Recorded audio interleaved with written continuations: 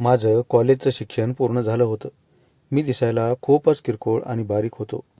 त्यामुळे मला पाहणाऱ्यांना वाटायचं, हे अगदी 10वी-12वीचं पोरगं असेल. पण माझं आता लग्नाचं वय झालं होतं. माझ्याकडे पाहून आलेली स्थळं मला नाकारत होते. माझ्या घरची परिस्थिती बरी होती. आमच्याकडे शेती बरीच होती.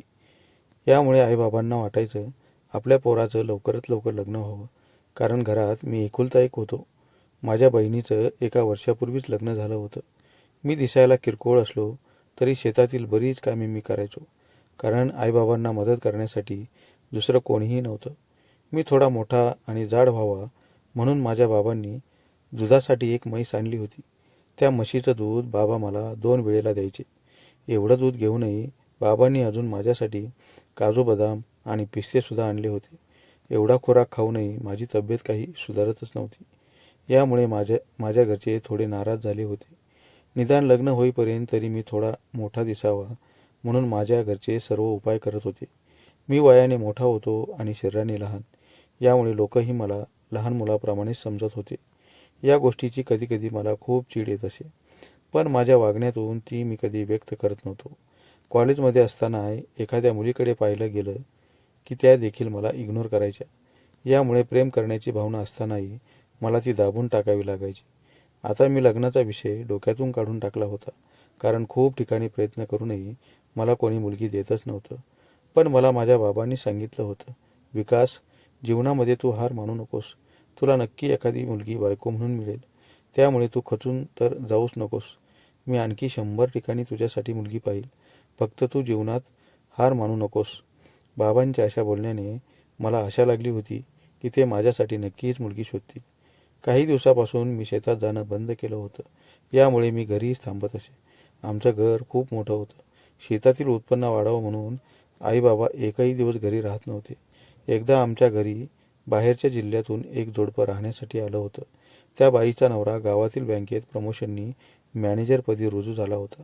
बँकेपासून आमचं घर खूप जवळ होतं. शिवाय आम्हाला ते भाड्याने द्यायचं होतं हे त्यांना पहिल्या साहेबांनी सांगितलं होतं. यामुळे ते दोघे आमच्या इथे राहायला आले होते. साहेबांच्या पत्नीला मी आंटी म्हणायचो. या वयातही ती खूप सुंदर दिसत होती. दिवसभर मला जेव्हा संधी मिळायची तेव्हा मी तिला बराच वेळ पाहत असे. मला ती मुलाप्रमाणे किरकोळ समजत होती आणि तसंच माझ्याशी वागत होती. पण माझं वाढलेलं वय आणि भावना तिला हळूहळू समजू लागल्या होत्या. तिचा नवरा तिच्याकडे पाहिजे तसं लक्ष देत नव्हता. यामुळे माझ्याकडे ती वेगळ्याच भावनेने पाहू लागली होती. पण मी त्यासाठी सक्षम नसेल असे तिला वाटत असे. तिचा हा गैरसमज मला दूर करायचा होता. म्हणून मी एका संधीची वाट पाहत होतो. एके दिवशी माझे आईबाबा लवकरच शेतामध्ये गेले होते आणि तिचा नवराही लवकर कामावर निघून गेला होता. तेव्हा आंटी घरामध्ये एकटीच होती. ती आज खूपच सुंदर दिसत होती. दुपारी तिने मला अचानक पाहिले आणि म्हणाली, तुझ्या अंगात वेगळे चाळे दिसतात रे, जरा इकडे येतोस का? असं म्हणून मला तिने तिच्या रूममध्ये बोलावलं आणि म्हणाली, तू एवढा बारीक आणि मी एवढी मोठी, ते कसं काय वाटेल? तिच्या अशा बोलण्याने मी खूप खुश झालो होतो.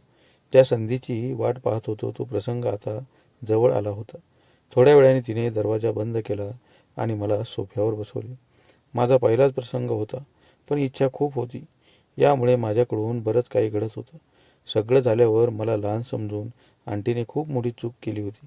सुरुवातीला तिने लहान समजलं होतं, पण सर्व काही झाल्यावर तीही समाधानी झाली होती आणि मी देखील खुश झालो होतो. मला ती सवय झाल्यामुळे रोज मला ती बोलावून घ्यायची. यामुळे पुढचे 6 महिने अगदी त्यांची बदली होईपर्यंत आंटीला मी वापर करून घेतला होता. पण 6 महिन्यांनी ते जेव्हा निघून गेले तेव्हा मला लागलेल्या सवयीमुळे अजिबात दम निघत नव्हता. शेवटी हळूहळू मला मनावर कंट्रोल करावं लागलं आणि बायकोशिवाय तसंच शेवटी जीवन जगावं लागलं.